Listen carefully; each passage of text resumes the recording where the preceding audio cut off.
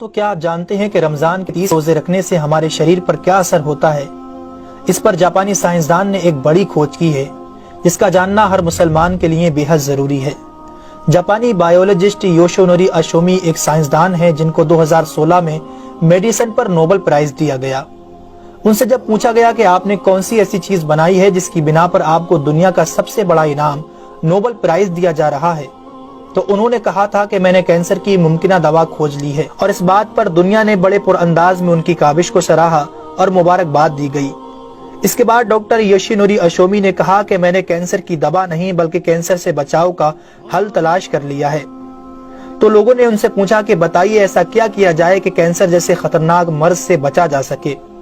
تو انہوں نے کہا کہ جب ہم بھوکا رہتے ہیں تو ہماری باڈی میں موجود غذائیت ختم ہونے لگتی ہے، جس کی وجہ سے جسم بھوک محسوس کرتا ہے۔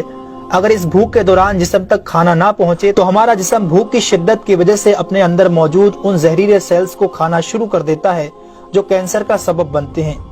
اس عمل کو میڈیکل کی لینگویج میں آٹوفیگی کہا جاتا ہے۔ اگر آپ چاہتے ہیں کہ آپ کا جسم ایسے بیمار سیل سے پاک ہو تو آپ کو بھوکا رہنا چاہیے۔ جب ایسے سیلز مرنا شروع کر دیتے ہیں تو کینسر کا پرسنٹیج کم ہو جاتا ہے۔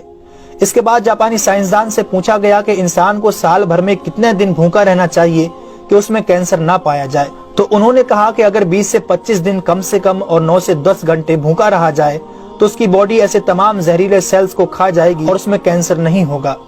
اے میرے پیارے رب کریم، آج ہمیں سمجھ آیا کہ مومن پر روزے کیوں فرض کیے گئے، اور آج مجھے اس احادیث پاک کی بھی سمجھ آ گئی جس میں آپ صلی اللہ علیہ وسلم نے فرمایا کہ ہر شے کی زکوٰۃ ہے اور جسم کی زکوٰۃ روزہ ہے۔ سبحان اللہ! میں قربان جاؤں ایسے سچے دین پر جس نے عبادت کے اندر بھی بیماریوں کا علاج رکھا ہے۔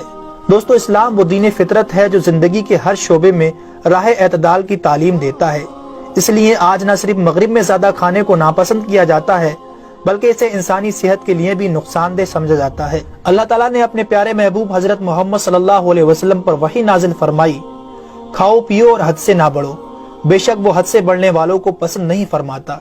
اس کے علاوہ حضرت ابو ہریرہ رضی اللہ تعالیٰ عنہ سے روایت ہے کہ رسول اکرم صلی اللہ علیہ وسلم نے ارشاد فرمایا، کھاؤ پیو اور پہنو اور خیرات کرو بغیر فضول خرچی اور تکبر کیے۔ دوستو، انسان کو کھانے کی صرف تھوڑی سی مقدار کی ضرورت ہے جو انسانی جسم میں توانائی پیدا کر سکے، جتنی توانائی انسانی زندگی کے لیے ضروری ہے، اور جس سے اس کی صحت اچھی رہے اور وہ اپنی روزمرہ کی ذمہ داریاں پوری کر سکے۔